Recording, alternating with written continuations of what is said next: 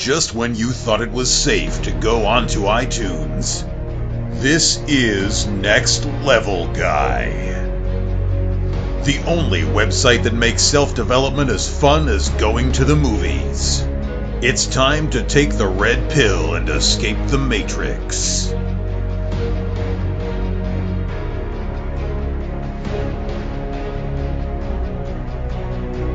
Welcome to another episode of the Next Level Guy Show podcast with your host, Ian Dawson-Mackay. Today's guest is Order of Man founder, Ryan Mickler.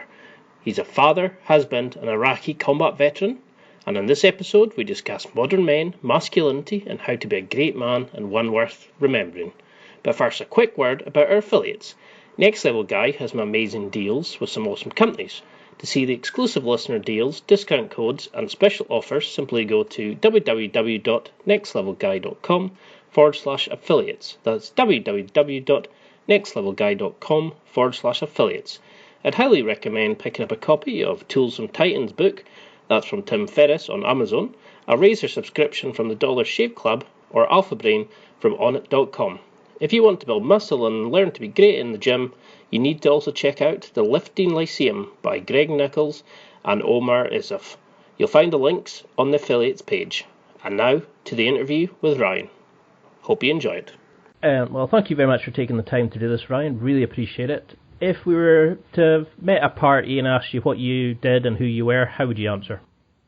Yeah, so, well, first and foremost, I'm a father. I mean, that's primarily how I look at myself and my role and the reason that I'm on this planet. So, outside of that, I run a men's lifestyle blog, podcast, whatever you want to call it. And my goal is to help men become better men. And my goal is to help my kids become self-sufficient kids and be there and the type of husband I want to be for my wife and all the ways I want to show up in the world. Great answer. I love your site, but could you go a little bit into what you consider masculinity and manliness to be?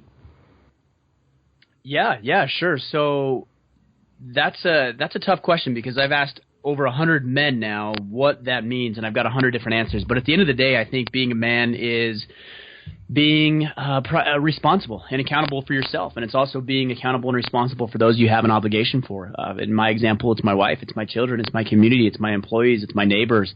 And I think what makes a man is somebody who's a protector. He protects himself. He protects those who cannot protect themselves and his loved ones.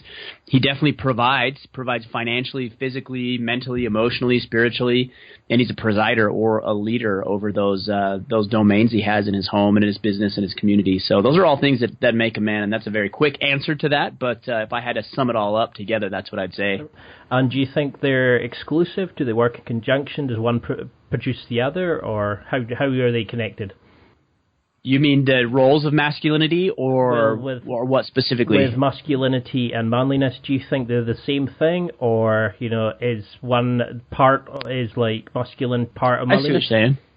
Yeah, that's a really good distinction, and one I hadn't really heard of or even thought about, quite honestly, up until recently. I did an interview with Brett McKay with The Art of Manliness. And so I'm not going to take credit for this answer, but I wholeheartedly agree. And what he said is that masculinity is the energy that we as men possess. It's violence, it's aggression, it's competitiveness, it's strength. It's all those things that we generally consider to be masculine traits and characteristics.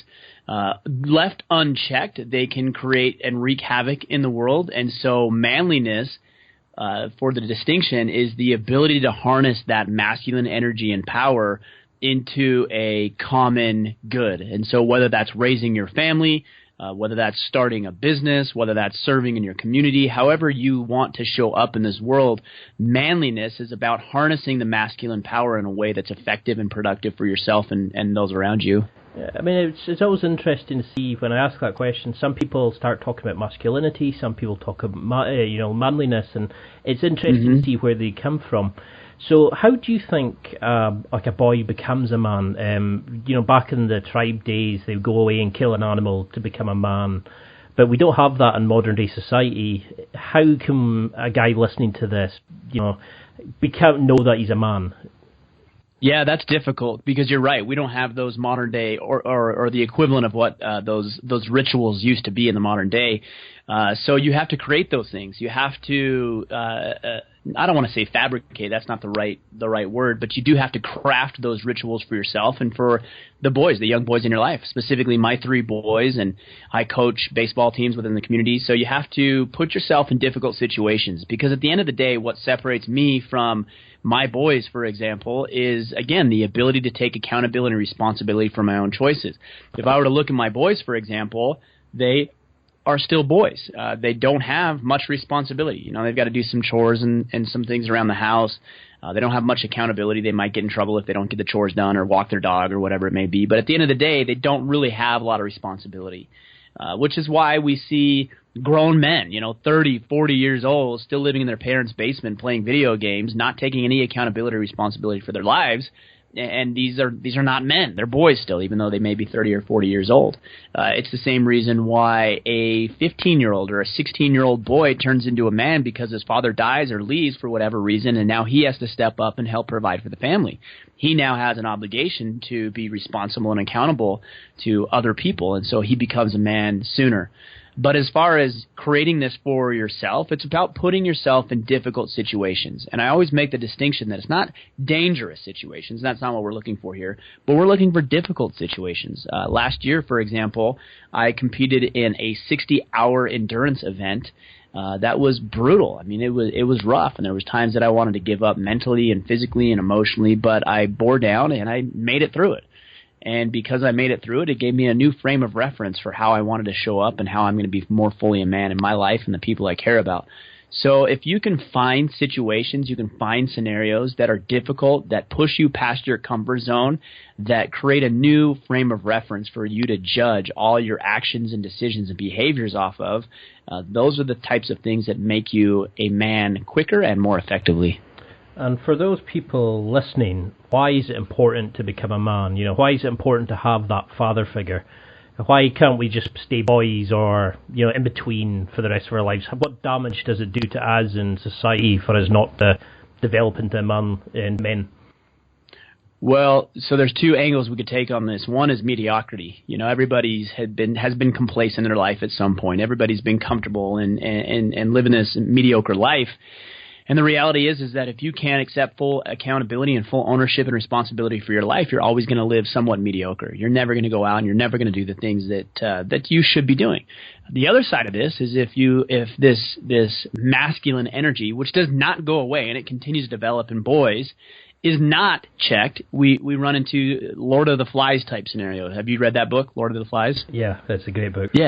Yeah, I mean, you run into that, right? And so these boys are running around with this masculine energy, and it's not harnessed. They don't know how to harness that energy to create good in the world, and so they end up doing horrible things. And we see that in society. It's the reason we have gangs. It's the reason we have violence. It's the reason we have drug abuse. It's the reason the prison system in America, anyways, is run rampant with men who grew up without fathers in their life. Is this always the scenario? No, because I grew up without a permanent father figure in my life, but I'm an exception rather than the rule. And I think there's so many boys that are growing up without these fathers, and they're running into criminal activity, they're running into drug addiction and drug problems, and then they're just perpetuating the problem. So this is going to get worse and worse. Violence, drug addiction, domestic abuse is going to continue to get worse until men realize how to step up fully in their homes and be the type of fathers that society needs.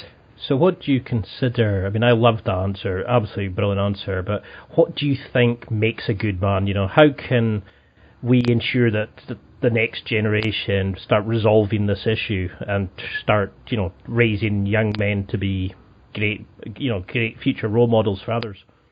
Sure. It comes down to leadership. If you look at, I think traditionally what we look at as a parent, and maybe not traditionally, but maybe society would have us believe that a father's job or even a mother's job is to protect our children, right? And so we give participation trophies to every little child that happens to show up to a baseball game.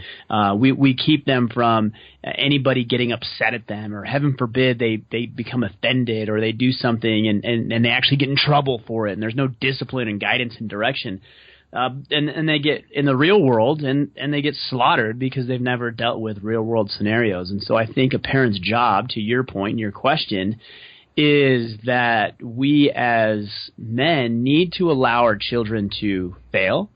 we need to allow our children to flounder a little bit, and we need to give our children opportunities to lead within the family, to lead on a hike that they may go on in the afternoon, but to give them opportunities to figure out things on their own and to get banged up and bruised and beat up and realize I didn't die, and so they come back more resilient and tougher. And the more that you can expose your children to hardship and heartache, again, not danger, you want to keep them protected. That is part of your job. But the more that you can expose them to setbacks and to show them the strength they already have within them to overcome those setbacks, the better leaders they are going to be when they get in the position of leadership or they have an opportunity presented to them in work or in their own family or community. Yeah, I mean, there has been generations of men, strong and dominant and like worthwhile men. Do you think modern men have lost their way of being men, and we're not as good as like past generations, like our grandfathers and great-grandfathers? Well, part of the reason is because if you look at society in general, we have become weak, and we've done it to ourselves. We're constantly looking for opportunities to be more comfortable. We're constantly looking for opportunities to be more secure. We're looking for ease and comfort and this passive life. And Teddy Roosevelt refers to it as the strenuous life. And we don't have that, right? Everything is easy. You're hot, okay, turn the air conditioning on. You're cold, turn the air conditioning off, And so we can drive places in a matter of hours that would have taken days or months 100 years ago. And so we have this life of ease, and it's not bad, it's good, but this is why I go back to the scenario that we need to deliberately put ourselves in difficult situations. The other side of this is, I mean, we live in a different time, right? The odds of you getting into a gun duel at sunset is not going to happen, right? You're not going to have to battle for your life for the most part, and that happens very relatively few times compared to what it might have happened 100 years ago. So we don't have this warrior embodiment of what it used to be to be a man. Even wartime to a degree as well. And I spent some time in Iraq, and it's different than it was 50, 60, 70 years ago. So I think we just need to adapt, and I think we need to take that warrior mindset and that resilience and fortitude and grit and toughness and resolve and all the things that we think about when we talk about our grandfathers, and apply that to modern times and how we're going to approach technology and the work that we do and communication with our kids. There's just ways to adapt those masculine qualities to help us thrive in a modern world. Yeah, because we live in a life where it's excuses, it's always someone else's fault. We never, take accountability for what we're doing. When I spoke to Kyle Ingham from the Distilled Man on one of my podcasts, we were discussing issues of the lack of skills that's passed on from father figures to sons. What do you think are the essential skills that every man should know? Is there such a thing as an essential set of skills, or is it quite unique to your race, religion, location, etc.? Well, no, I think there are some skills that every man should know. And you've got hard skills and you've got soft skills. And hard skills are the ones that are very easy to measure. Like, can you change a tire, right? Can you do the basic electrical on your house? Can you throw a baseball?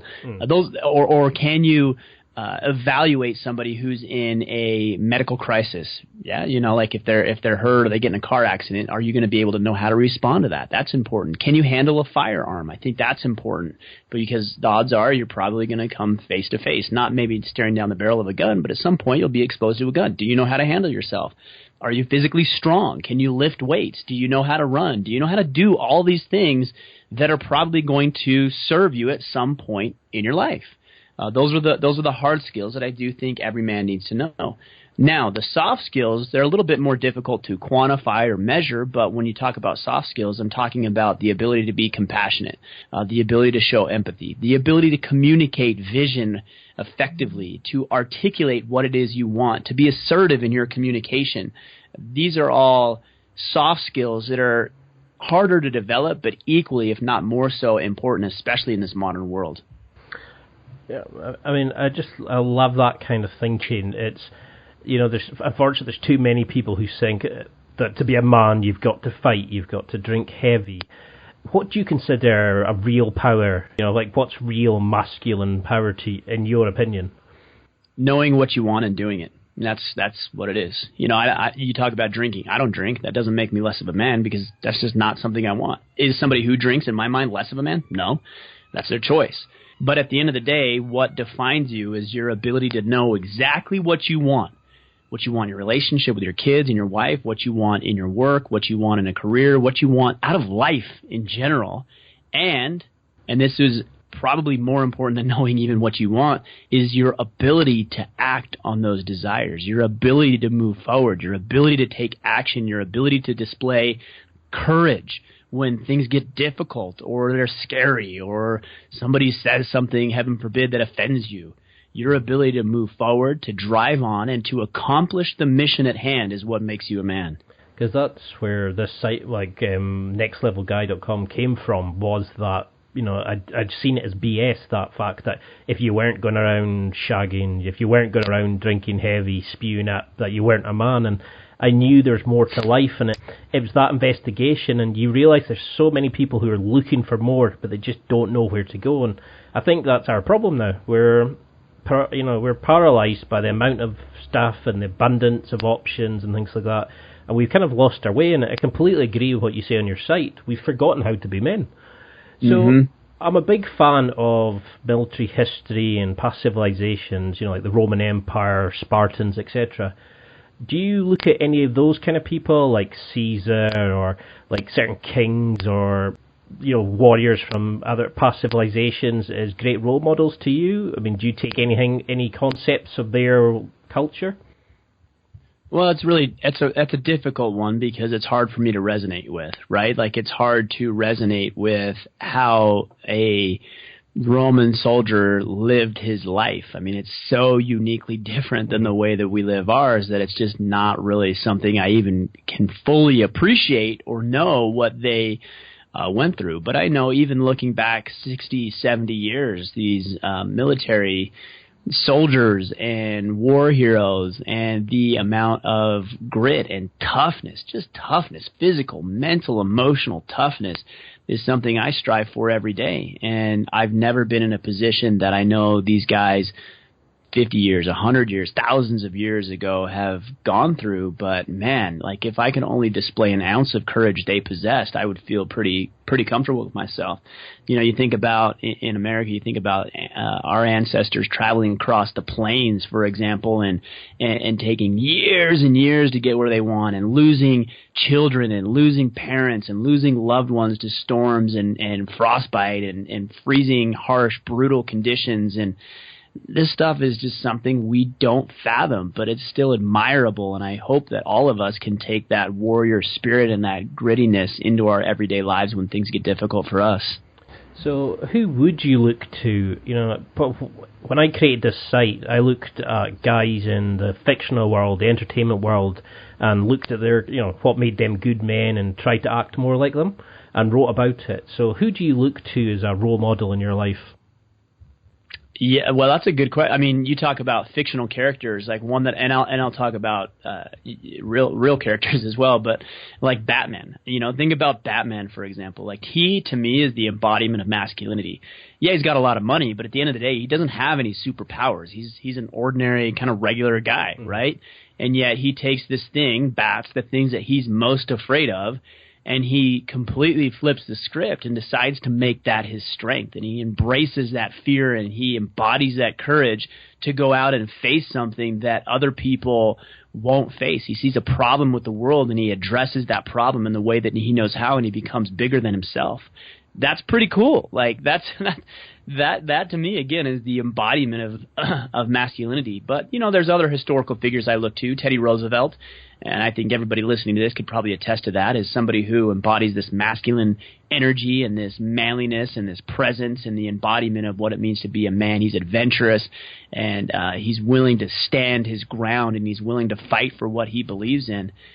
George Washington is somebody I've also studied quite a bit, and his ability to lead the American Revolution is incredible to me, and the insurmountable odds that he overcame in order to create something that he had a vision of. And when he could have taken power, he decided, no, this is not for me, and he showed a level of humility in that he did not want to rule the way that he had been fighting against. So there's a lot of historical figures I fall on as well.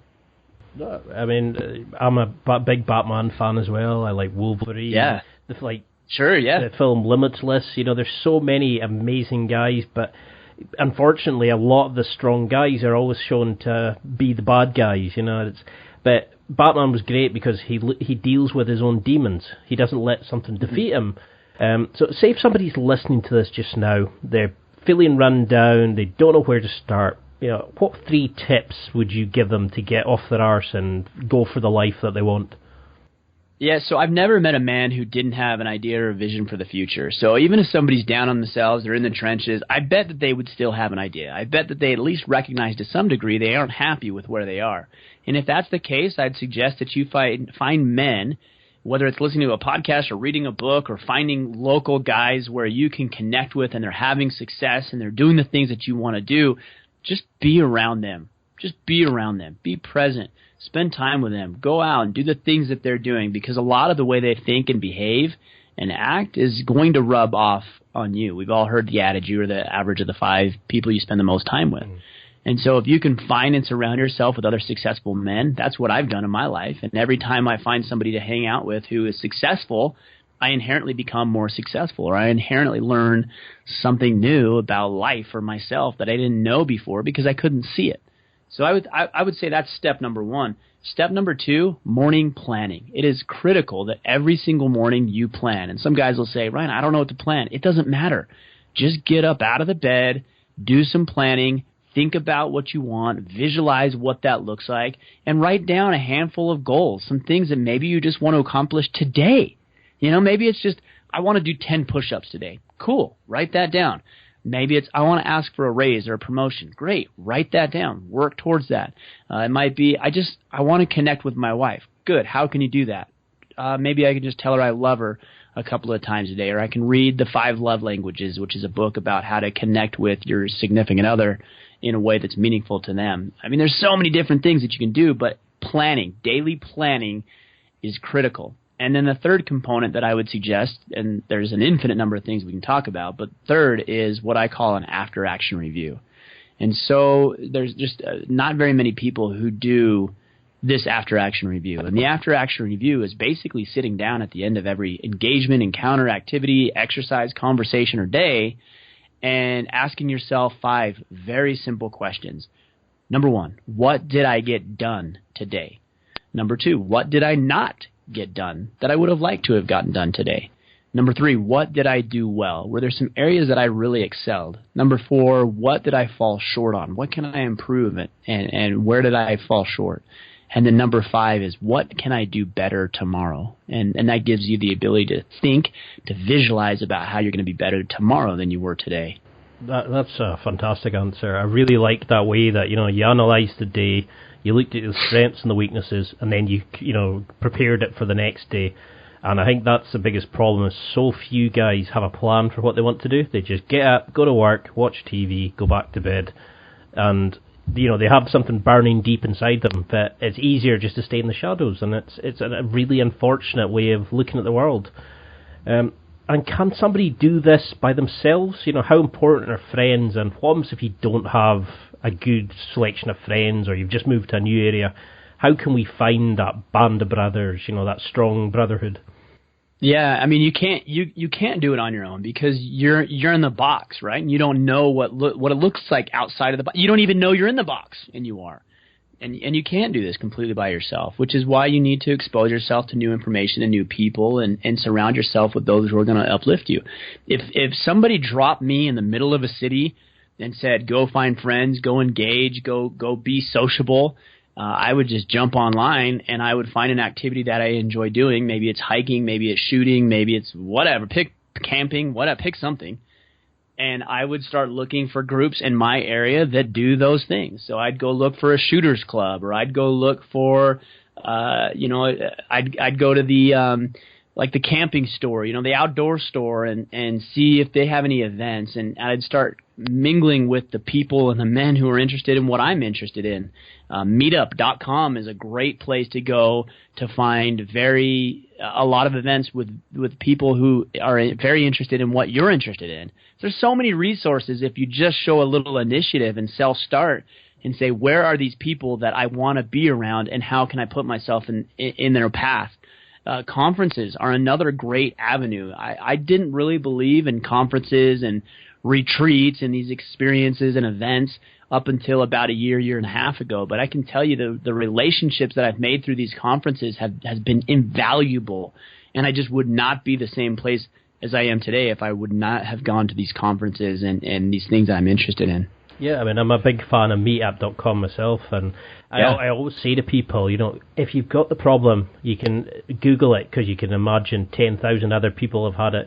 We're very lucky nowadays that we can just type something into our computer and have access to millions of opportunities and pieces of information.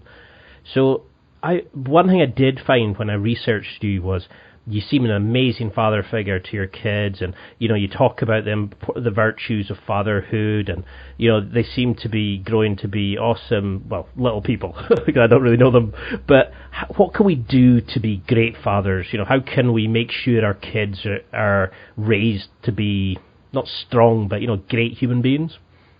Yeah, well, I appreciate the compliment first and foremost. I try to be that way, and I know I fall short every single day. But it is something that I strive to do. So I appreciate you recognizing that and saying that. As far as what we can do for our children, I think it's showing empathy, which is definitely something I do struggle with. It's hard for me to be empathetic. It's hard for me to be compassionate at times. I tend to be more on that drill sergeant side of things. But I think being empathetic and understanding where they're coming from is important. I don't think a lot of the times we as fathers give our children as much credit as they deserve. And we talk down to our children a lot, and we ask them to follow us without being worthy of them following us. So I think you being humble and trying to learn from your children is critical. Giving them opportunities to present and lead and take charge every once in a while, I think, is important. The big one that I think more men need to do, myself included, is just to be present, just to be fully present. We have these cell phones and computers and all the technology that we have that connects us so well to people across the globe, but we have a difficult time connecting with our children across the dinner table. And I think if you can turn the device off, yesterday, for example, my son had a baseball game, and throughout the whole game, he was just down on himself. He just looked like he was just kind of emotionally exhausted or beat up. And I'm like, what's going on with him today? And so we got done with the game, and he was down. I said, son, let's just go do something with us, just you and me. And I've got 3 other kids, which makes it difficult, but it's just how it has to be. And he said, okay. So we watched the baseball game together, the next game, and then we went and had some dinner at a little fast food place here in town. And I didn't ask him what was wrong. I didn't try to get anything out of him. I just simply talked with him about school and baseball and the things he likes and the things that he doesn't. And he came back, and his attitude and his demeanor was a complete 180 because I had taken time and I had put my device away and been present fully with him. And I think that's something all men can strive to do a little bit better. Yeah, I mean, I notice myself sometimes it's the addiction to the phone. It's like we sometimes forget how to speak to people. And just taking that time just to be with somebody, it can make such a difference. I mean, I really like that answer, and so many people need to, learn to reconnect. And is it the same for our partners, like our wives, girlfriends, or whatever sex that a guy's interested in? Do those same kind of tips apply to how to be a better partner, lover, friend, etc.? Can you utilize them the same way? Yeah, I think so. I mean, wholeheartedly. You've got to be present. You've got to be there. You've got to be available. I think in addition to that, you've got to continue to date your spouse. Too often we win her heart, and then we think, oh, just because we won her over, now we can coast. And that's where we fall into trouble in our relationships, and that's where, she comes to you one day and blindsides you and says, I'm not in love with you anymore, or I want a divorce. It's like you never courted her. You stopped courting her when you thought you had won her. So instead of that, what I would suggest is to continue to court your wife, continue to be present for her, continue to treat her like you treated before you got connected, continue to date her, and all of these things, and this all comes back to being present, all of these things will ensure that you have that thriving, that successful marriage. I've been married this year for 13 years. 9 years ago, thank you very much, 9 years ago, my wife and I went through a separation because I was doing the exact opposite of what I'm telling you to do right now. And it was through a lot of work and a lot of effort and a lot of communication and hardship and struggles and conversations that we ended up salvaging our marriage. But I try to be present. I try to date her. I try to court her as often as I can. And it's made all the difference in our marriage. And do you think that changed your outlook of what it was to be a man? Do you get guys that come to you with that kind of complaint, or is it they're not able to connect with their children, or is it that they don't have confidence in themselves? What do you see as the standard problems that your audience typically raises to you? Yeah, so the confidence issue is definitely a big one. I see a lot of confidence issues. And what's really funny about that and kind of fascinating is that somewhere along the way and somehow we develop this sense of entitlement, like among other things, this entitlement to confidence. Like just because I'm a human being, just because I was born, that somehow I feel entitled to be confident about things. And the reality is that you don't get to have confidence just because your heart's beating and there's air coursing through your lungs. You have to earn that confidence. You have to develop that confidence. And so when somebody comes to me and says, man, there's this woman I really like, and should I ask her on a date? Like, I don't know. Like, I'm not confident with this. Or I know I want a new job, or I want a promotion, or I want a raise, but I don't know how to talk to my boss. What should I do? You're not entitled to that confidence. What you need to do is you need to display a level of courage that you haven't done in the past. The way that you get confident with something is by doing the very thing that you lack confidence in. So if you have a difficult time communicating with women because you're afraid and you're not confident in it, the very thing that you need to do is communicate with women. If you don't know how to have conversations with other people and that's scary, but you recognize you need to be social, how do you build confidence to do it? You force yourself and gird up your loins, if you will, and display a little bit of courage and go talk to people and be where they are. If you're lacking confidence with your body, it's probably because you're 15, 20, 30, 50 pounds overweight and you put on some spare tire and you aren't where you want to be. And so in order to build that confidence, you have to get into the gym and you have to eat better and you have to go for a run occasionally. And when you do, you get to earn that confidence back. So confidence is earned, and it's only earned through displaying courage. That was possibly one of my favorite answers I've ever heard, because I couldn't really think of how I wanted to sell the concept of being next level.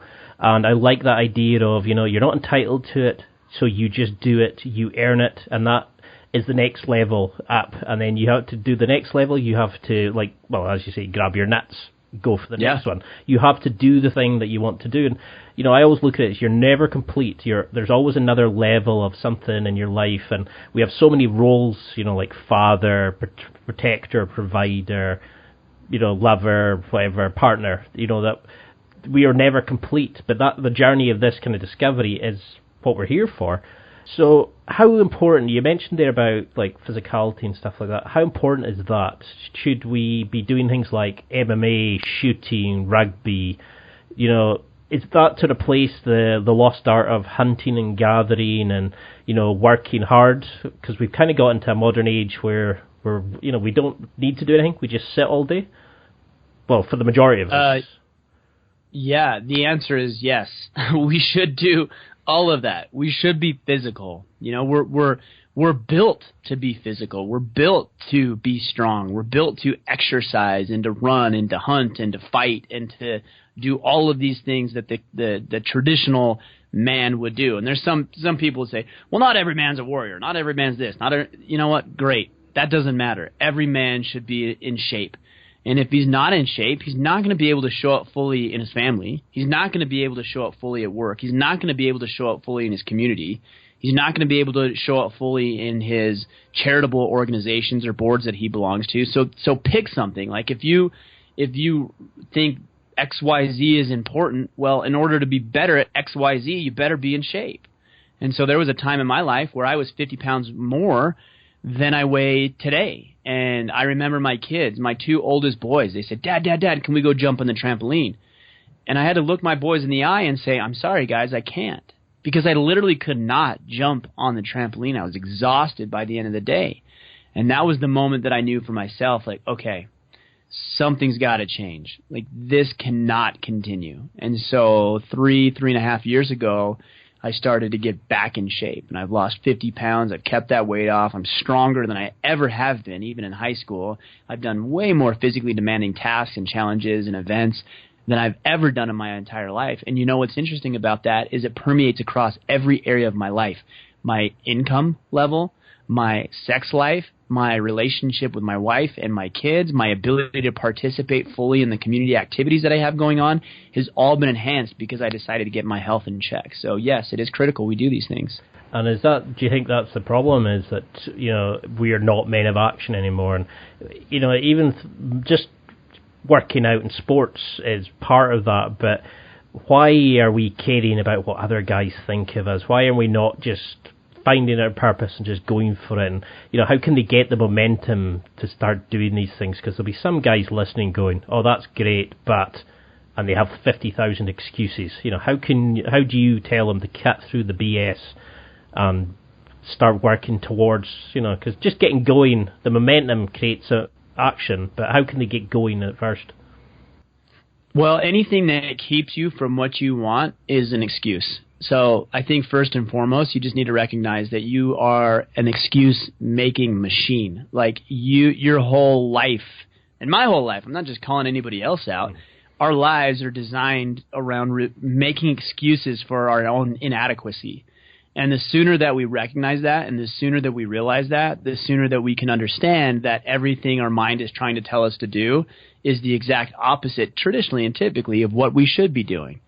And everything that you're telling yourself as to why you can't have what you want to have, although it feels so real and it feels so legitimate, is not legitimate.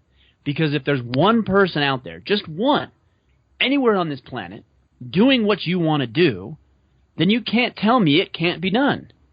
And yet here we are. We talk about our skin color, or we talk about our situation growing up without a father, or we talk about maybe it's a physical or even mental disability, or any number of excuses that we create and craft. And although they may be legitimate and real, there's people out there absolutely crushing every element of life, with going through way more difficult trials and tribulations than you ever went through. And yet here we are. In my case and in my scenario, we live in this great country. I've got all of my health. I've got my family with me. We've got relative health. I've got just an amazing life. Like, it just is mind-blowing to me that somebody says they can't have X because whatever excuse they're crafting. So first and foremost is be real with yourself. Like, be truthful with yourself. And take ownership of the fact that the reason you don't have what you want to have is because you're not doing some things that need to be done. And that is the basis. That is the framework and the foundation for all growth in your life, is truth. And so you be truthful with yourself, number one. Number two, you don't have to solve world hunger. You don't have to bring peace and stability to the Middle East. You don't need to bring even world peace. Like, that's not your mission. Your mission is to get out of bed, and if you want to get in shape, maybe it's just to do 10 push-ups today, and then tomorrow you can do 11, and the next day you can do 12, and the next day you can do 13. Maybe it's to get out of debt, but all you have is to pay $2 extra towards paying off your debt.